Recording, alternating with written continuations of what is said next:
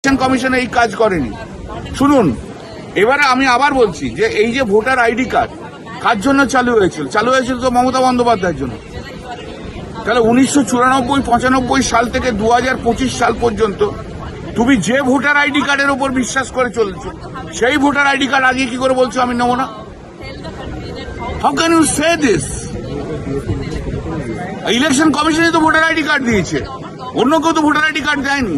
আর এই voter ID card আনার জন্য যার সবচেয়ে বড় রোল তার নাম হচ্ছে মমতা বন্দ্যোপাধ্যায়।